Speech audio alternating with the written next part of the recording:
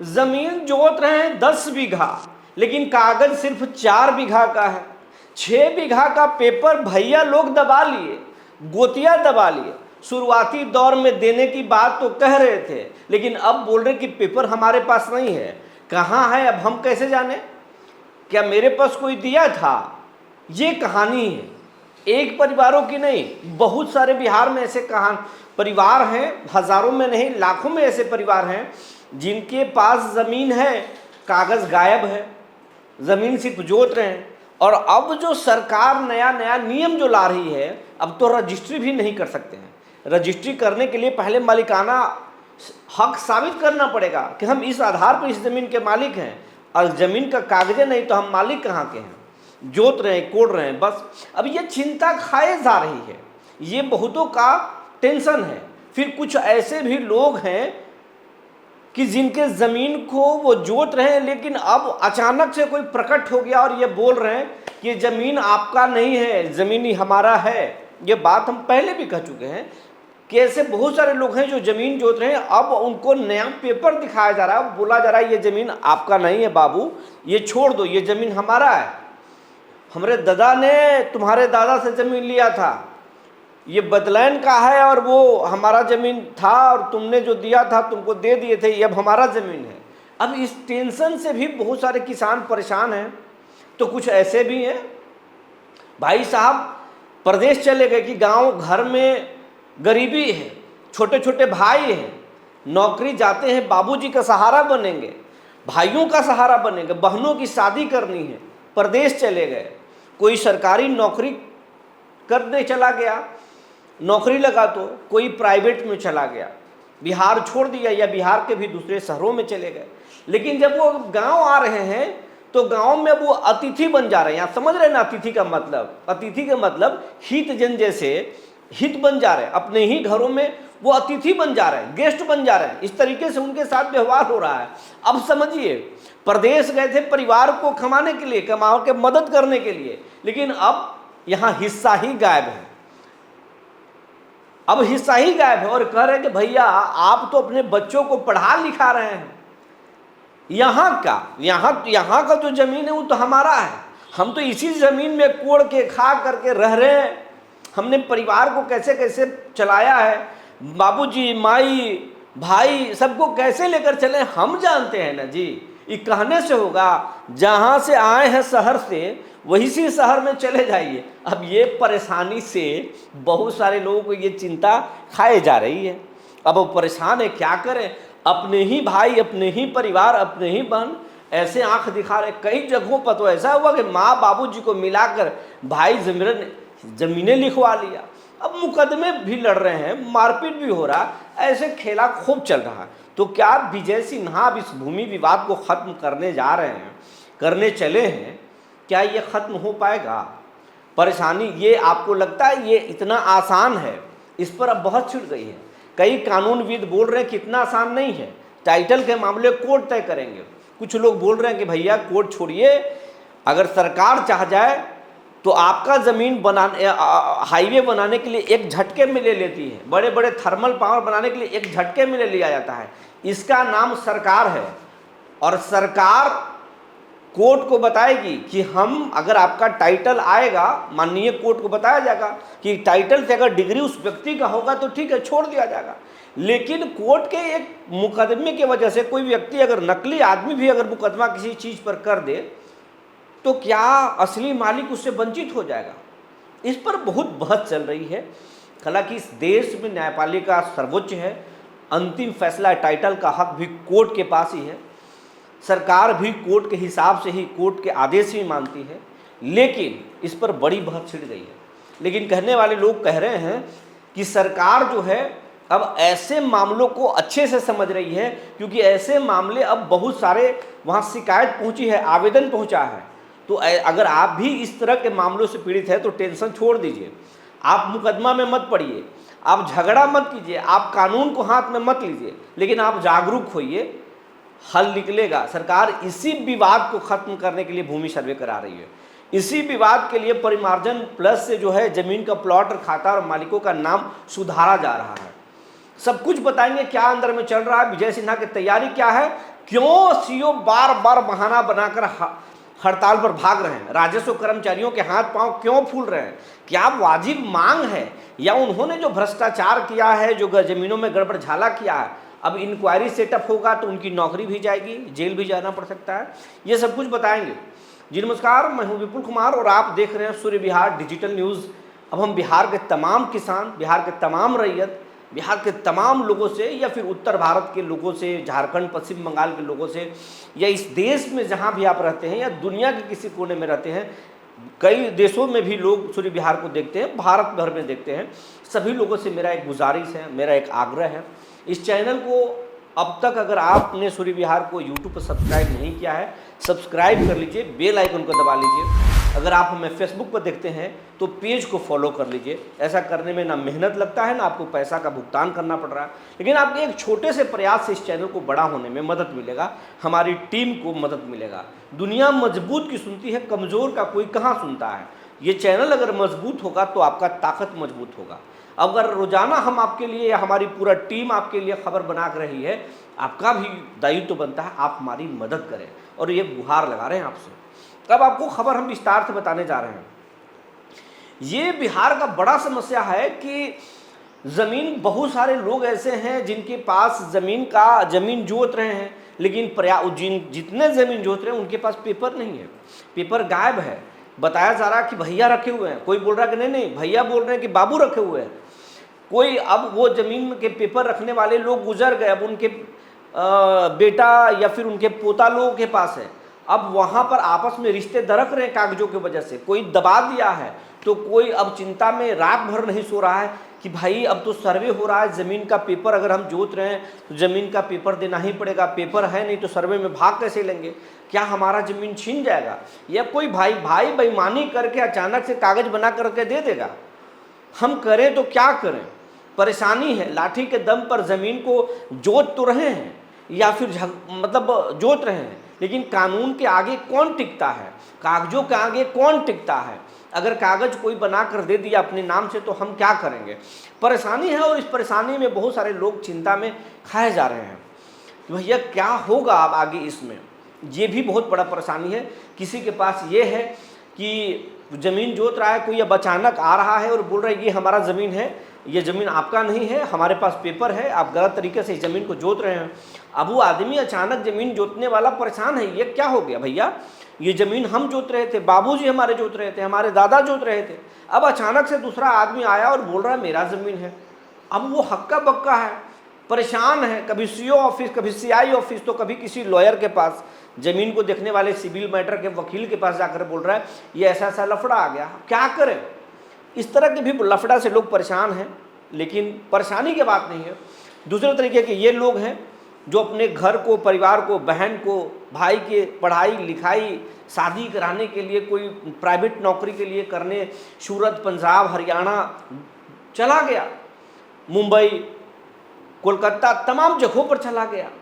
कोई पढ़ाई लिखाई करके वो सरकारी नौकरी में चला गया, अब वो गांव छोड़कर गया तो अब यहाँ का संपत्ति भी, उसका हिस्सा भी गायब हो गया।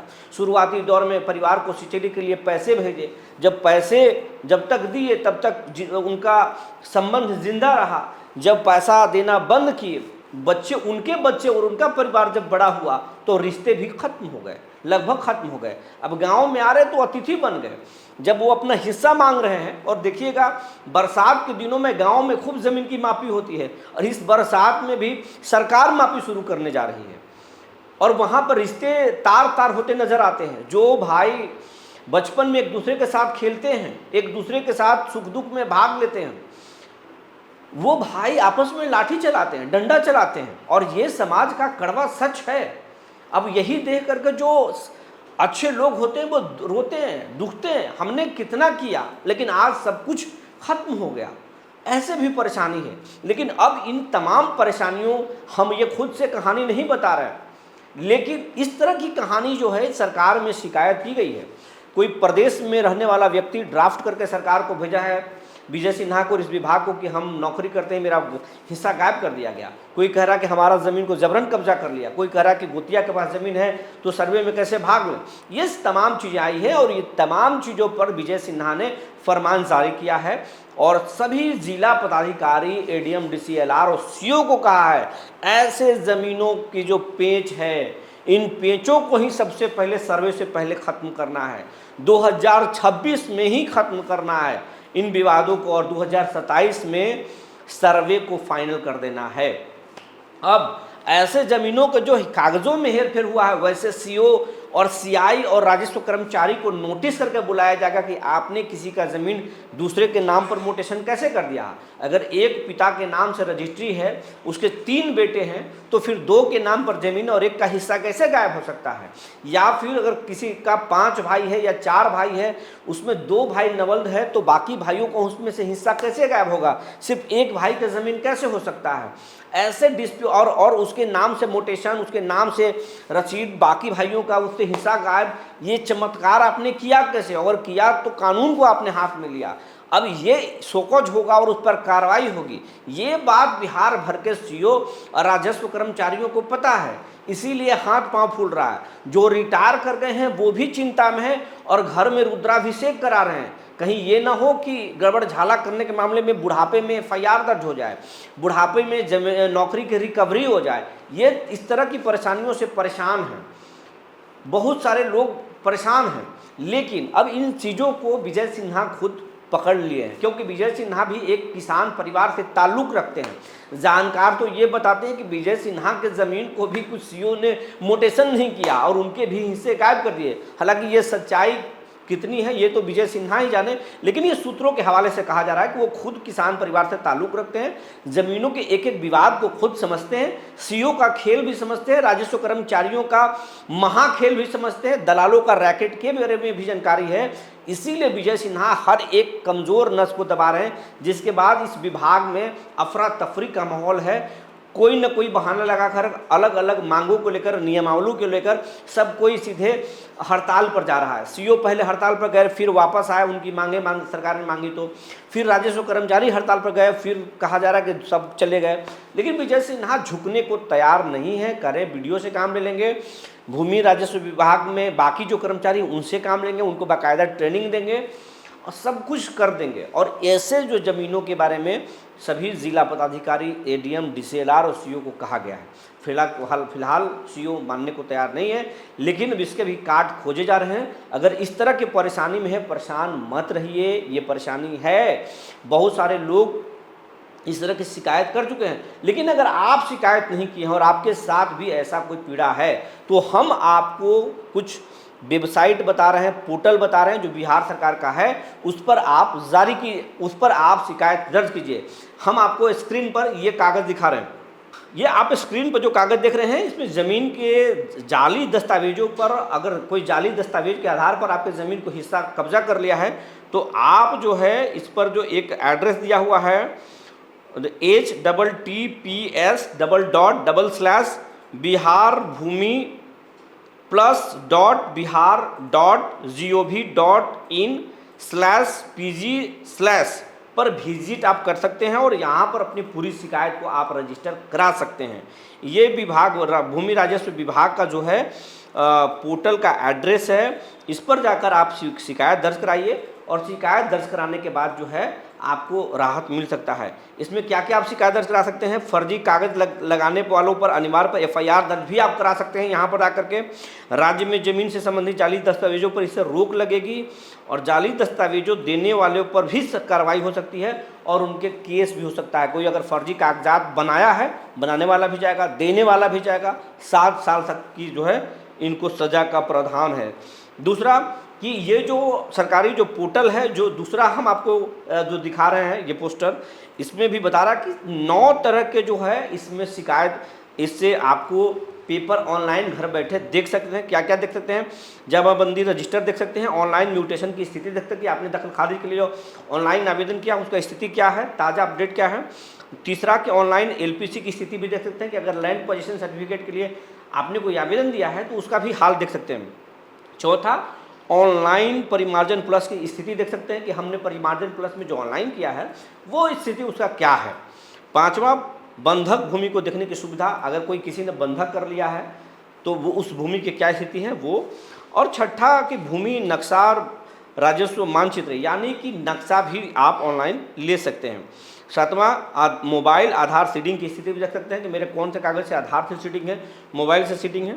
आठवां, भूमि सर्वेक्षण से संबंधित सेवाएं भी अलग अलग मिल सकती है आपको। और नवां, राजस्व न्यायालय वाद की स्थिति, अगर राजस्व न्यायालय में आपने कोई केस किया है तो उस केस की भी ताज़ा स्थिति आप देख सकते हैं। इसके साथ साथ बहुत सारे जो किसान हैं वो हमने सूर्य विहार से आपने साझा किया है, अपना पीड़ा साझा किया है, उस पीड़ा को हम आपको बताना चाहेंगे। किस व्यक्ति ने सूर्य विहार से क्या साझा किया वो हम आपको बता रहे हैं। बहुत सारे लोग रोजाना हज़ारों की संख्या में साझा करते हैं हमसे। रंजीत कुमार हैं, ये लिखते हैं कि पहले जो सड़क ज़मीन है उसे खेती नहीं होती थी, इसलिए बंधु भाई को मिलता था। ये सब क्या लिखते हैं ये स्पष्ट नहीं है, हम नहीं समझ पा रहे हैं रंजीत जी आप कहना क्या चाह रहे हैं, स्पष्ट इस तरह से लिखें। एक कमलेश कुमार है, वो लिखते हैं सर 1910 के कैडेस्ट्रल सर्वे में मेरे दादा के नाम से 18 एकड़ ज़मीन खतियानी था। 1970 के रिविजनल सर्वे में दूसरे कई लोगों के नाम से खतियान बन गया।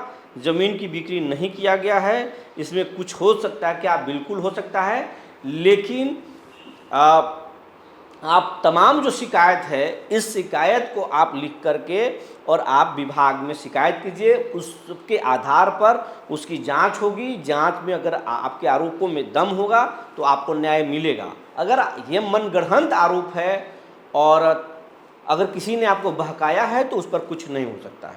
पहले इसके बारे में सच्चाई को जानिए। एक है दीपक दास कुशवाहा, इस मामले में ये लिखते हैं, इस मामले में विजय सिन्हा बहुत अच्छा काम कर रहे हैं, यही होता धूत भाई यही करता है, मेरे बड़े दादा ने यही किया, लेकिन इससे बेमान लोगों की पीढ़ियाँ तबाह हो जाती है, बर्बाद। ये तो अब धार्मिक और इस बात को हम नहीं कर सकते हैं। और ये कह रहे हैं कि मेरा केस हाई कोर्ट में पेंडिंग है, माननीय न्यायालय पर आप भरोसा रखिए, कोर्ट पर भरोसा रखिए, वहाँ से न्याय आपको निश्चित तौर पर मिलेगा। और सर्वे में लेकिन आप भाग ले सकते हैं, आप जानकारी ले लीजिए। एक है बेचन कुमार यादव, लिखते हैं करीब 60 साल से जाकर आंचल आ रहे इस विवाद में ज़बरदस्ती कब्जा कर लिया है ज़मीन, दादा का बेटा घर सितुआहा प्रमुख टोला फलाना सहरसा का लिख रहे हैं और ये बता रहे हैं कि मेरे साथ ऐसा हुआ है, 85 खाता 27 विवाद चल रहा है। ये अस्पष्ट इस तरीके से अगर आप लिखेंगे तो मैं नहीं समझ पाऊंगा। स्पष्ट लिखिए कि आपके साथ क्या हुआ, किस जिले के कहाँ के रहने वाले हैं, तब हम समझ पाएंगे। कुछ लोग अच्छा लिखते हैं लेकिन कुछ लोग ऐसा लिखते हैं जो समझ नहीं पाते हैं, तो हम आपके मुद्दे को क्या उठा पाएंगे, प्रशासन भी आपके मुद्दे को कैसे पढ़ पाएगा। पहले तो आप क्लियर होइए आपकी समस्या क्या है और उस समस्या को संक्षिप्त भाषा में कैसे आप बता सकते हैं। एक हैं राम प्रवेश सिंह, ये लिखते हैं अरे भाई अगर बड़े भाई बाहर जाकर नौकरी कर रहे हैं तो आर्थिक रूप से सुदृढ़ किया, यहाँ गांव में रह रहे भाई ने माँ बाप से रजिस्ट्री ले रहा है, यही नहीं रिटायर होने पर उन्हें देने से इनकार कर रहा है। ये बहुत सारे लोगों की शिकायत है और ये कहीं से सही नहीं है, ये सामाजिक विद्वेष कर लीजिए, लालच कर लीजिए, और लालच इंसान को खत्म कर देता है, सोचने समझने की शक्ति को खत्म कर देता है। खैर जो भी अगर आपके साथ हुआ है आप इस शिकायत को रजिस्टर कराइए, आपको न्याय मिलेगा। एक है सविता देवी कुशवाहा और सर आप लिख रहे हैं कि सर आप बिल्कुल सही बोल रहे हैं, वैसा ही हमारे साथ भी हुआ, हमारे पिताजी थोड़ा मिस हुआ और सड़क किनारे का ज़मीन जो है अपने लोगों ने मिल लिया। ये शिकायत है, लेकिन आप अब बंटवारा कर सकते हैं आप, लेकिन इस पर जानकारी जुटा ले लीजिए। एक है संदीप शाह, वो लिखते हैं कि ज़मीन का पेपर नहीं मिल रहा है, रसीद 2026 तक का पेड़ है, दादाजी के नाम पर ज़मीन है, लेकिन दादाजी के भाई का बेटा ज़मीन पर आधा हिस्सा कर लिया है, अब मांगने पर धमकी देता है और काट डालने की धमकी देता है। देखिए बोलने से और काटने से होता कुछ नहीं है, ये धमकी है, धमकी नहीं। आपका अगर आपकी बातों में दम है तो आप जो है लिखित तौर पर शिकायत कीजिए आप मारपीट मत कीजिए, कानून को हाथ में नहीं लीजिए। कोई कानून के हाथ में लेता है तो कानून उसे दंडित करेगा, लेकिन अगर आपके आरोपों में दम है तो आप लिखित तौर पर शिकायत कीजिए, आपको निश्चित तौर पर जो है न्याय मिल सकता है। तो इस तरह के बहुत सारे लोग हैं, बहुत सारे परेशान हैं जो हमसे साझा कर रहे हैं जानकारी। अगर आपको भी कोई पीड़ा है, आपको आपके साथ भी कोई परेशानी है, आपका भी किसी ने हिस्सा दबाया है और आपके साथ भी कोई परेशानी है, तो आप सूर्य विहार के खबर के कमेंट बॉक्स में लिख सकते हैं, हम आपकी बात को उठाएंगे। और रही बात इन तमाम समस्याओं का, हमने आपको उत्तर बता दिया है। तब तक के लिए धन्यवाद।